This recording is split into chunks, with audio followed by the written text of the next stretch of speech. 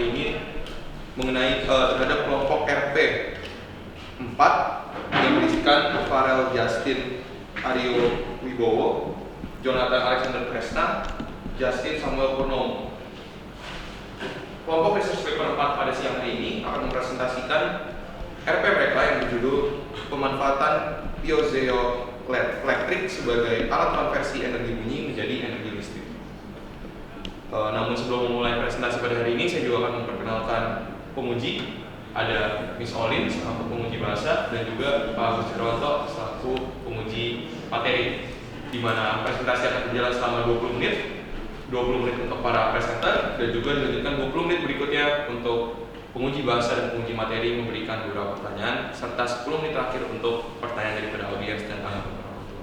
Tanpa berlama-lama lagi, waktu dan tempat kami persilahkan kepada para presenter.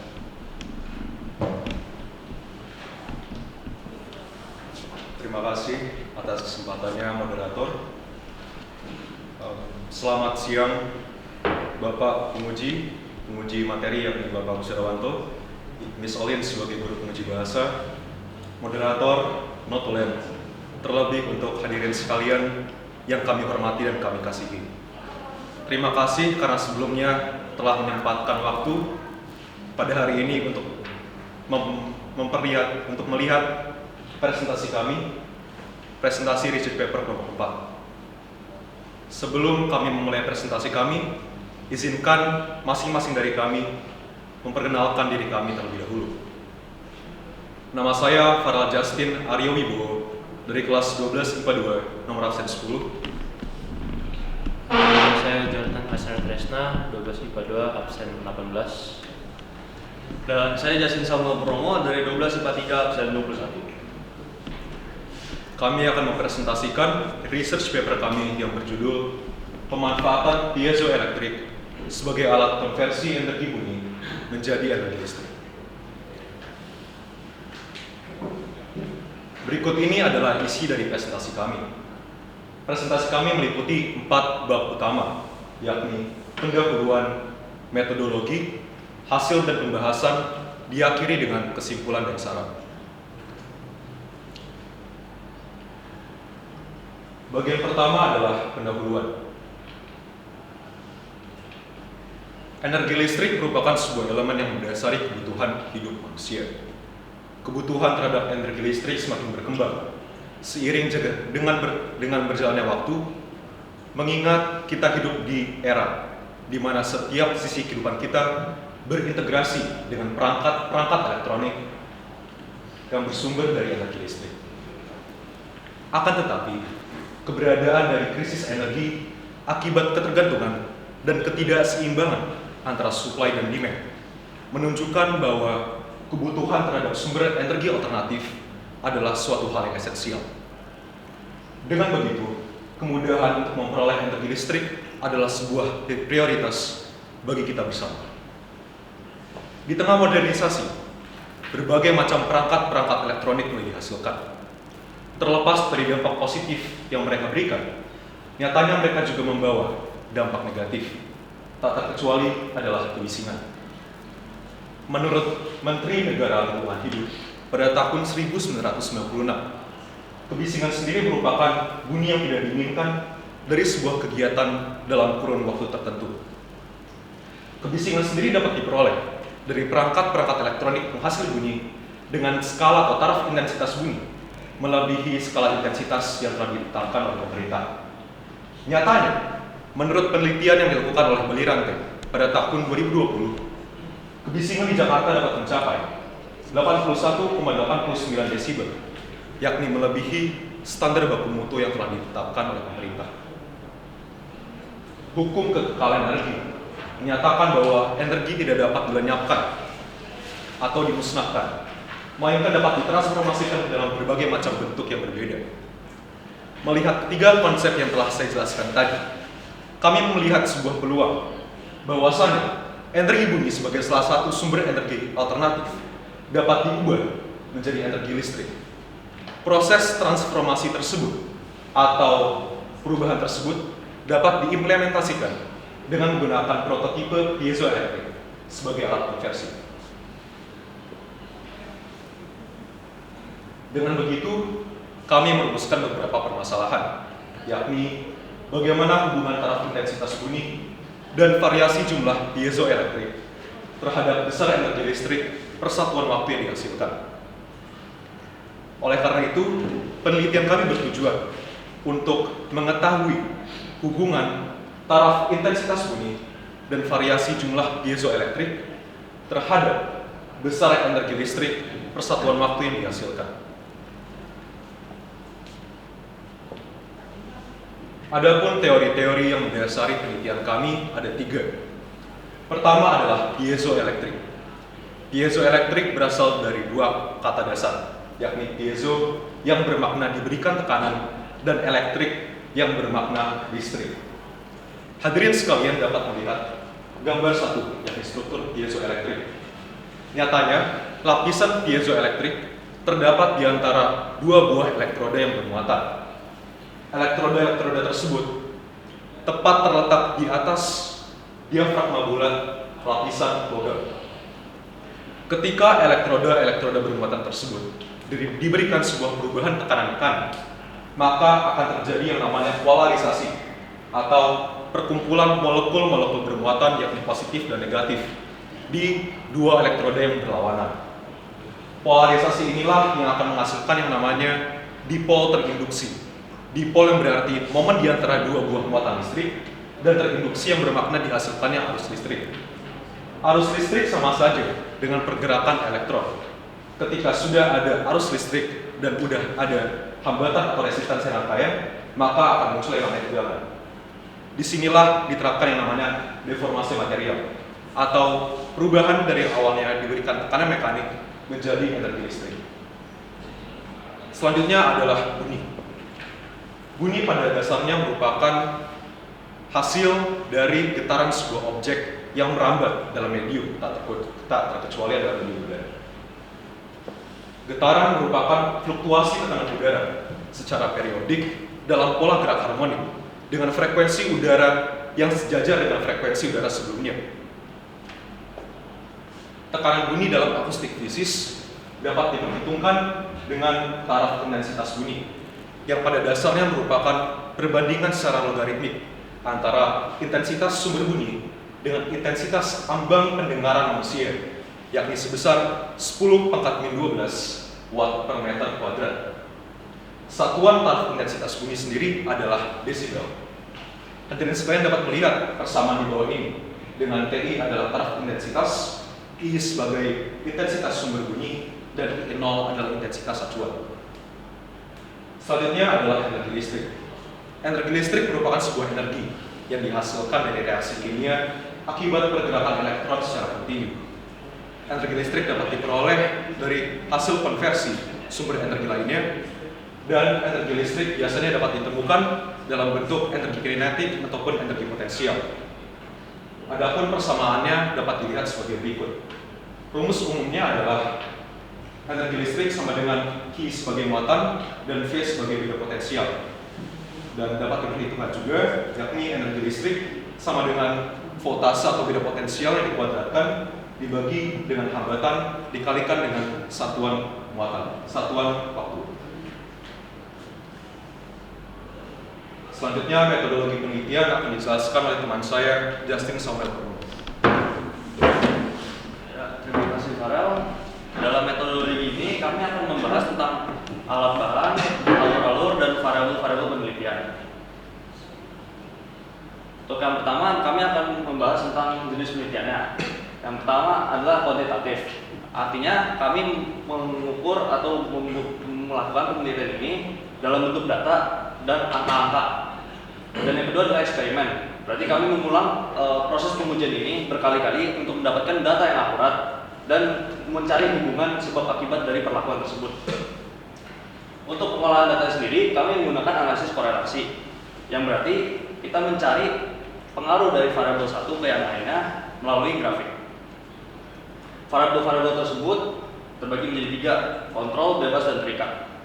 Untuk yang kontrol, ada jarak telepon dengan piezoelektrik, ada jenis sumber bunyinya, volume sumber bunyinya, durasi sumber bunyinya yaitu 5 menit, dan besar hambatan dari seluruh rangkaian tersebut sebesar 1500 ohm. Variabel bebasnya adalah taraf intensitas bunyi dan jumlah piezoelektriknya. Dan terakhir, variabel terikat adalah besar energi per satu waktu yang dihasilkan. Untuk alat dan bahannya total ada 12. Ada pertama sensor piezoelektrik, yaitu untuk menangkap sumber getarannya, kabel untuk menghubungkan rangkaiannya, dioda zener disusun 4 secara kotak agar membentuk rectifier atau penyiarah arus. Lalu LED sebagai output, breadboard sebagai tempat disusunnya rangkaian, kapasitor sebagai tempat penyimpanan energi sementara, saklar, dan 7 bagian ini dirangkai menjadi satu rangkaian tersebut. Untuk multimeter akan digunakan sebagai voltmeter dan ohmmeter, dan handphone digunakan sebagai pendownload aplikasi decibelmeter. Lalu speaker digunakan sebagai sumber bunyi, dan karet ini digunakan untuk mengikat piezoelektrik dengan speaker. Untuk alurnya ada 4 tahap, yaitu persiapan, di mana kami mencari info-info dan mencari penelitian yang berkaitan yang dapat dijadikan acuan terhadap penelitian kami. Dan juga kami akan mencari-cari part-part yang digunakan dalam penelitian ini. Penyusunan prototipe, kami menyusun rangkaian tersebut dan selama 2 hari di rumah masing-masing, dan pengambilan data dilakukan pada ruang kelas 12A2, di mana kami mencoba untuk mengubah-ubahkan variabel dari piezoelektrik maupun besar suaranya. Lalu terakhir kami akan menganalisis datanya. Kami lakukan secara online di Google Sheets, dan kami mengolah data tersebut melalui rumus-rumusnya. Penyusunan prototipe sendiri, pembuatan itu kita menggunakan gambar satu ini sebagai acuan, yaitu rangkaian 2D atau digital yang dibuat sebagai acuan. Lalu kami mengukur hambatan rangkaiannya dan menempelkan piezoelektriknya pada karet-karet yang ada di speaker. Lalu kami memutar lagu selama kurang lebih 5 menit dan menggunakan decibelmeter untuk melihat intensitas bunyi, serta menggunakan voltmeter untuk melihat nilai tegangannya. Lalu kami mendokumentasikan dan mencatat hasil tegangan dan taraf intensitas bunyi tersebut. Dan kami mengulangi eksperimen dengan menambah variasi jumlah piezoelektrik secara paralel.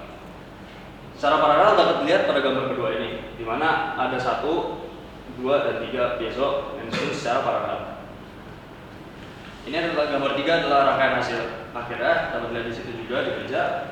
Dan ini adalah persamaan terakhir yang akan kami gunakan dalam analisis data, yaitu W per T sama dengan V kuadrat per R, di mana W adalah energi, T adalah waktu, V adalah tegangan, dan R adalah hambatan. Ini adalah beberapa dokumentasi kami selama pengambilan data. Di sini dapat dilihat ada speakernya yang hitam besar ini, dan diikat dengan menggunakan karet terhadap piezoelektriknya. Lalu disambungkan ke baterai rangkaian dan diukur menggunakan voltmeter. Di sini juga ada handphone sebagai decibelmeter dan kami merekamnya. Lalu berikutnya adalah hasil dan pembahasan yang akan dibawakan oleh Jonathan Tresna. Ya, terima kasih Resim. Sekarang jawaban kami akan masuk ke hasil dan pembahasan. Pertama-tama dapat lihat tabel penelitian kami setelah kami sudah melakukan ujian kami. Ribet lah ya bacanya.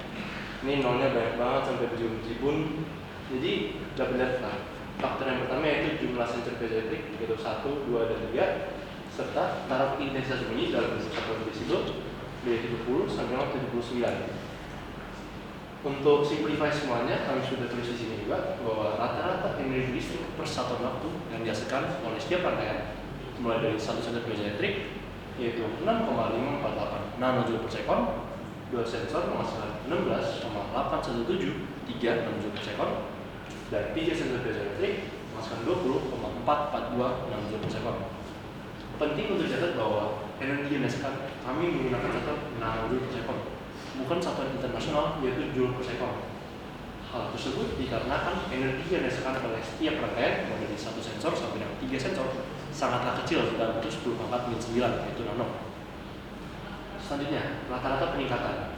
maksudnya dari rata-rata peningkatan itu adalah pada setiap kali kenaikan tarif intensitas bunyi terjadi peningkatan sebesar berapa oleh energi listrik per satuan waktunya. Jadi untuk satu senter biasa elektrik, setiap kali terjadi kenaikan per satu taraf intensitas bunyi mengalami 2,249 J per sekon kenaikannya, 2 sensor 4,874 nanojoule per sekon, dan 3 sensor 6,803 nanojoule per sekon. Jadi kami sudah mulai kesimpulan juga di bawah sini, yaitu apabila jumlah piezo elektriknya sendiri naik, yaitu jumlah sensornya, maka energi yang dihasilkan juga naik.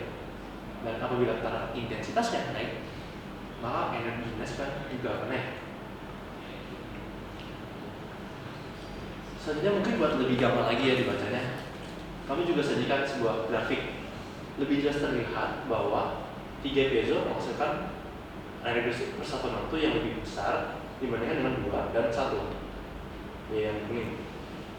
Tapi penting juga untuk diketahui bahwa pada 71 sampai 75 desibel energi yang dihasilkan antara 2 piezo dan 3 piezo relatif sama sekitar daerah ini. Dan untuk 76 sampai 79 desibel baru kelihatan perbedaannya, di mana terdapat ya perbedaan yang mencolok banget di sini. Selanjutnya juga ada penyimpangan dari percobaan kami. Mungkin kalau penonton dapat lihat sendiri, pada titik 70 sampai 71 desibel serta 74 dengan 77 desibel, energi listrik per satuan waktu yang dihasilkan oleh 2 piezo elektrik lebih besar dibandingkan dengan 3 piezo elektrik. Beberapa faktor mengenai hal tersebut dapat dikaitkan kembali terhadap untuk penelitian alat ukur yang kami gunakan, serta besar energi yang kami peroleh sangatlah kecil, yaitu dalam bentuk nano.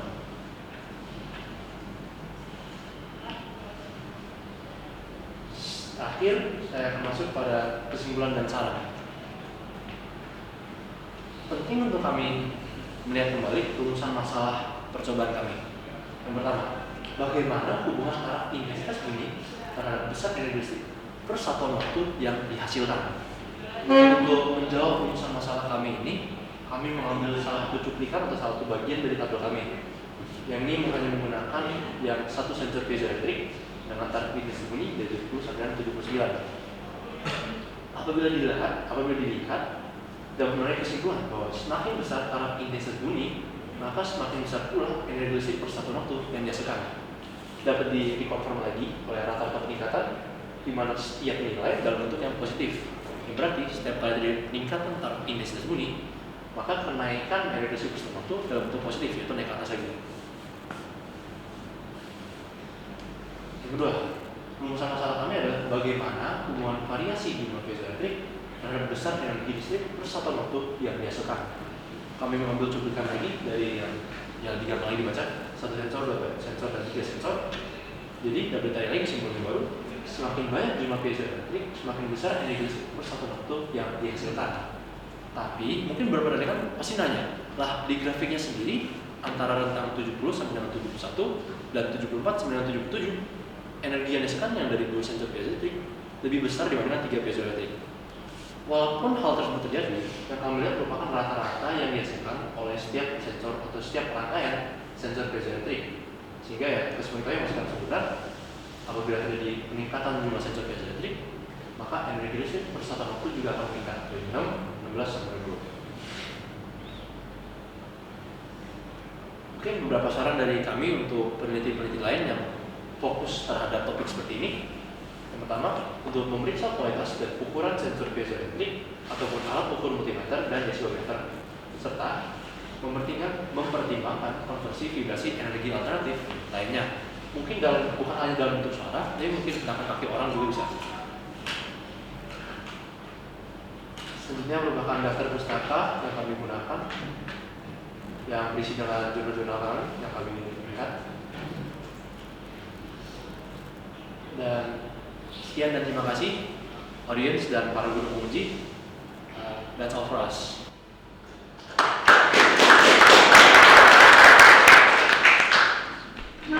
Baik, terima kasih untuk kelompok research paper 4 menjadi pembahasan yang sungguh menarik bagi kita semua di siang hari ini, bagaimana cara mengubah energi bunyi menjadi energi listrik. 1 piezo berapa energi?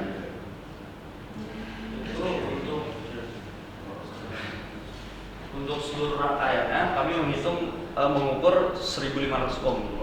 1.500 di sini tidak ada datanya. Tuliskan nggak? Ada Pak, di halaman 4 Pak, bagian paling Halaman bawah, kolom paling kanan. Ada tulisan hambatan terangkai sebesar 1.500 ohm. Sama semua atau hanya Iya, satu? Sama semua. Sama semua. Kalau dirangkai paralel Kami mendapatkan hasil masih sama. sama. Iya, pas saat kami ukur nanometer masih sama. Hambatannya segede itu kalau dirangkai secara paralel sama hasilnya. Itu karena yang diukur itu resistensi rangkaiannya sendiri, bukan terhadap piezonya sendiri. Jadi udah langsung dari piezo ke rangkaian, kami ukur dari rangkaian itu. Dibetulkankah mengukur hambatan ketika ada arus listriknya? Apakah dibetulkan? Apakah dibenarkan?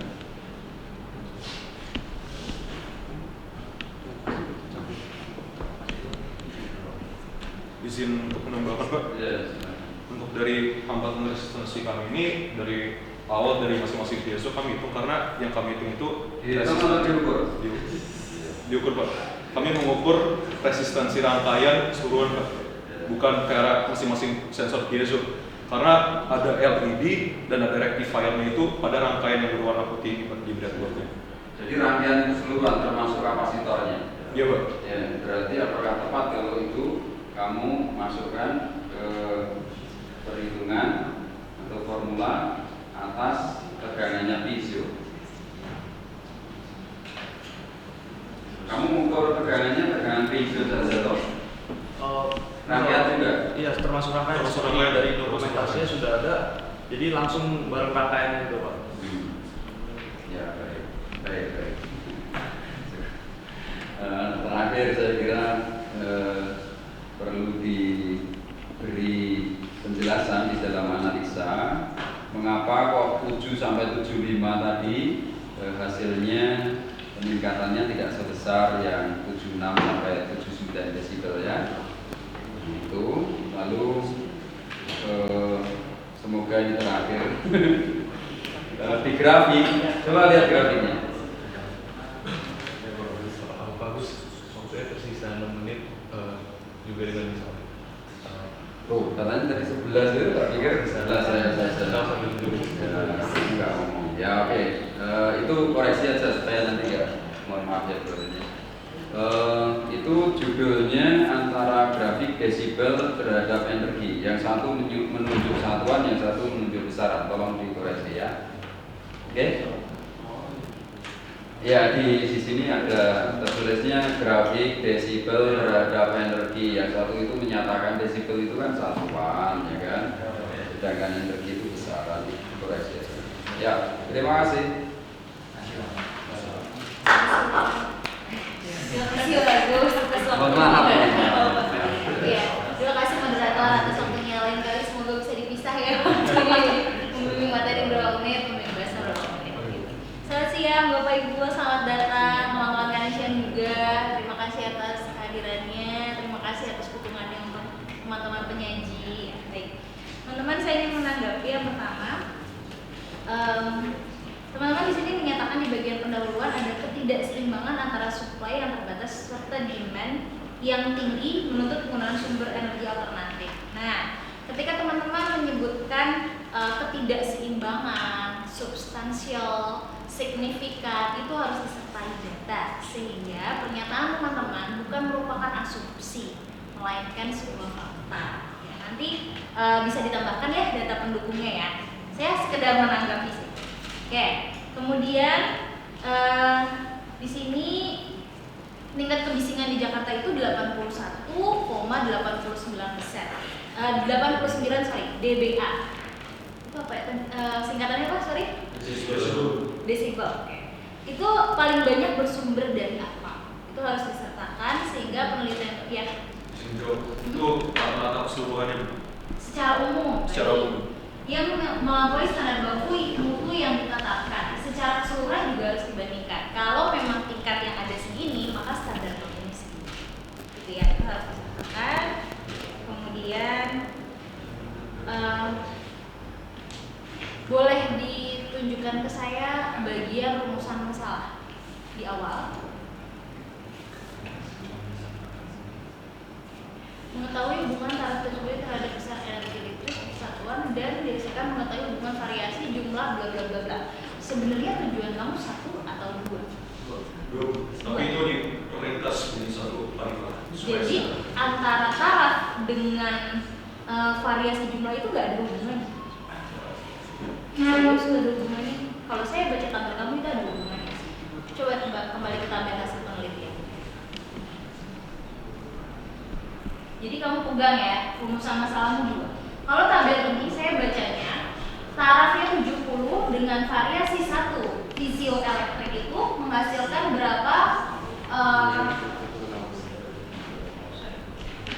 berapa energi satuan listrik per satuan waktu. Kemudian kalau taraf 70 maka dengan 2 variasi sekian, taraf 70 dengan 3 variasi sekian. Berarti ada hubungannya. Nah, di presentasi juga tetap harus sama. Jadi taraf dan apa terhadap apa. Jadi itu bukan 2 rumusan masalah yang berbeda.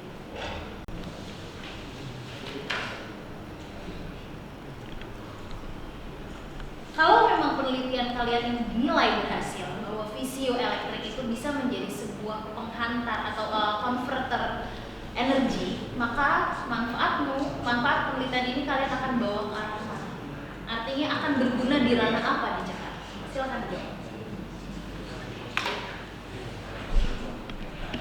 Atau mungkin bisa diaplikasikan di kawasan apa atau di bagian apa? Jadi rencana awal kelompok kami juga pengaplikasian produk kami itu dalam bentuk contohnya KRL. Lu berisik banget kan lu? Itu contohnya konser sehat kemarin juga berisik. Dan dalam konteks rangkaian kami, center budgetnya bakal kami besarkan bahasanya. Ini yang pertama besar supaya tambah sensitif juga pasang ke speakernya sehingga dapat generate listriknya juga yang besar. Baik, terima kasih untuk Pak Agus dan Mas Solin. Ini boleh beri tepuk tangan sekali lagi untuk namun sebelum mengakhiri masih ada beberapa pertanyaan yang diberikan selama waktu 10 menit kepada para audiens dan juga kepada para audiens terlebih dahulu. Apakah ada yang ingin bertanya? Silakan menunjukkan nama dan kelasnya. Selamat siang semuanya. Nama saya Jeremy Philip Lembong dari 12 IPA 2 nomor absen 16. Pertama-tama saya ingin mengapresiasi kepada presenter ya, Farel, Tresna, Justin, udah mantep banget penelitiannya. Pertanyaan saya gak susah-susah kok, santai. Jadi saya ingin bertanya nih, apa selama pelaksanaan penelitian ini apa hal yang terberat yang kalian lalui begitu?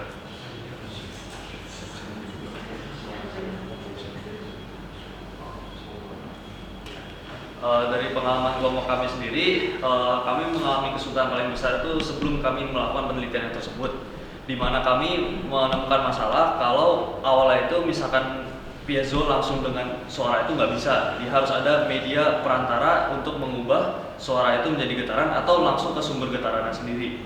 Jadi itu paling besar. Terima kasih. Oke, baik, terima kasih.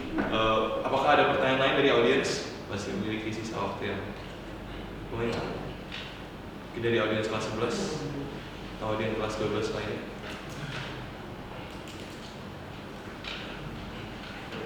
Baik, oke, silakan Ben. Ya, perkenalkan saya Kevin. Untuk saya ingin bertanya tentang durabilitas alat ini. Namun sebelumnya saya apresiasi dulu karena bagus. Untuk durabilitas saya ingin bertanya karena itu kan piezoelektriknya terbuat dari semacam metal gitu kan, dan nanti ditaruhnya akan di tempat terbuka karena membutuhkan udara sebagai medium gelombangnya kan. Apakah nanti akan sensitif terhadap kerusakan misalnya karatan begitu? Terima kasih. Jika saya menjawab untuk permasalahan seperti durabilitas tersebut, tentu saja produk yang kami hasilkan sekarang masih berbentuk prototipe. Dan untuk selanjutnya misalkan mau diperbagus gitu, alatnya dapat digunakan bahan-bahan yang lebih keras dan yang lebih tahan lama. Apabila mau tahan karat juga seperti pelajaran kita paham korosi itu bisa menggunakan cat ataupun metode-metode lain untuk menghindari karatan tersebut. Baik, terima kasih. Baik, apakah ada pertanyaan lainnya daripada audiens? Kalau cukup, mungkin sebelum menutup presentasi pada siang hari ini, dari Bapak Ibu orang tua, apakah ada yang memberikan tanggapan terhadap presentasi pada siang hari ini? Selamat siang. Nggak nyangka ternyata anak-anak bisa sampai sejauh ini ya. Kita lihat kemarin anak-anak mainnya di komputer aja, belajar pulang sore, terutama kan anak saya dan Farel dan Jonathan rumahnya jauh Cinere, jadi perjalanan pun juga habis di jalan, waktunya habis. Ternyata mereka bisa mencari sumber pembahasan masalah. Kan kalau mau penelitian harus ada masalahnya apa dulu. Nah, kemudian mereka bisa menyajikan dengan sumber-sumber literasi, kira-kira masalahnya bisa dibawa kemana dan pembahasannya apa. Ya mungkin nanti harusnya setiap harus masalah ada pembahasan, harus ada itu kegunaannya apa gitu. Jadi jangan cuma buat ukur ada listriknya. Jadi pertanyaan itu tadi, aplikasinya nanti kayak apa?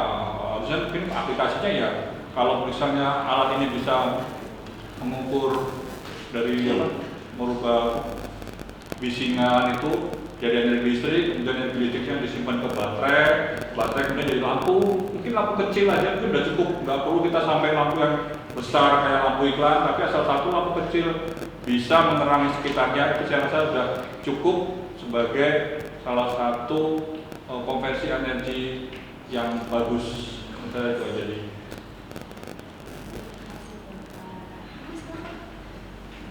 Terima kasih Bapak Ibu. Saya mengapresiasi aja seperti Pak Roy bahwa ternyata anak-anak juga sangat luar biasa dengan waktunya yang habis ya Bu. Saya rasa sampai sore mereka mempersiapkan belum ujian, belum tugas dan lain-lain, dan hanya mungkin sekedar masukan aja. Barangkali hasil-hasil riset dari teman-teman ini bisa dikembangkan lebih lanjut. Barangkali ada lab khusus penelitian untuk di CC ya, mungkin dari beberapa riset yang sangat potensial itu diambil beberapa untuk dilanjutkan ke adik-adik kelasnya. Jadi bukan adik kelasnya mencari riset baru, mungkin dari hasil yang menurut CC penguji CC itu paling baik, berapa paling baik akan diteruskan dari adik-adik kelasnya nanti. Mungkin itu saja. Suka kami. Terima kasih. Sangat luar biasa buat anak-anak ya. Baik, terima kasih Bapak Ibu mungkin. Bagus. Koreksi untuk moderator karena ini arena pembelajaran yang Bapak Ibu.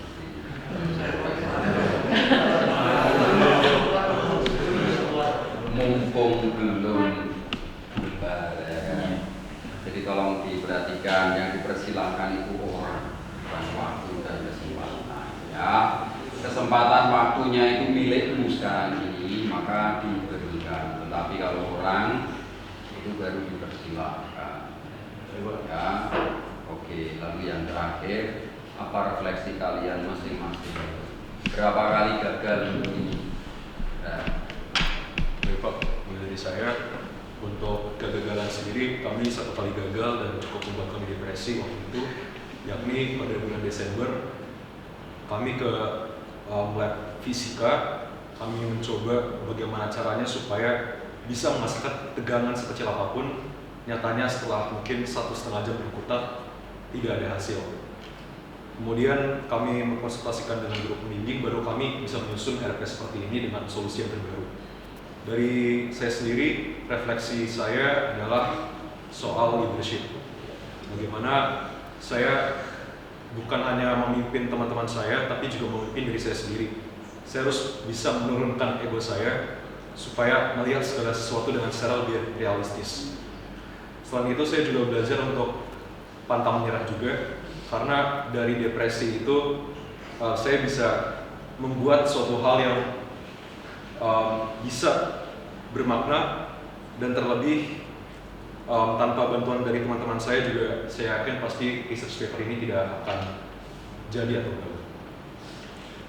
Untuk dari saya sendiri, refleksi pribadi saya yang paling mengena ya itu adalah tentang kompetensi gitu. Dimana saya dipaksa untuk berpikir inovasi-inovasi baru seperti menggunakan sumber-sumber lain, mengganti rangkaiannya, memeriksa rangkaiannya betul apa enggak, serta mempelajari rangkaian itu sendiri. Di mana saya mempelajari secara otodidak cara membuat rangkaian tersebut dan memecahkan masalah-masalah yang terdapat pada rangkaian tersebut itu. Ya mungkin terakhir saya refleksi secara garis besar juga menurut saya yang paling berdampak bagi kita semua itu yang pas harus mencari sumber yang baru. Itu cukup bikin galau karena ini hebat banget nih bisa dipakai nih buat orang-orang lain. Nah kok gagal? Kan nggak asik gitu, nggak seru. Jadi selama 1 bulan itu di Desember yang kita libur mau kita kemana-mana kita bisa mikir kayak gimana mungkin cara lain, YouTube, Uniform, segala hal kita lihat. Pada akhirnya ketemu juga satu solusi, kami praktek dan berhasil juga. Jadi salah satu refleksi saya itu dalam bentuk jangan pantang menyerah, selalu berusaha untuk segala hal. Dan untuk khususnya semester 1 di mana time management kita juga diuji, banyak-banyak kegiatan, mau dari siapa tahu yang dipilih untuk ekol, siapa tahu dipilih untuk mewakili sekolah dalam berbagai macam lomba, mau dalam retreat dalam segala hal lagi. Menurut saya penting bagi kita semua time management kita juga harus diatur ya. Mungkin itu saja. Kembali ke moderator. Cukup. Oke, baik. Terima kasih Pak Agus, Miss Olin, dan juga para penyaji, Mrs. Wafer dari kelompok 4 pada siang hari ini. Kita berikan tepuk tangan.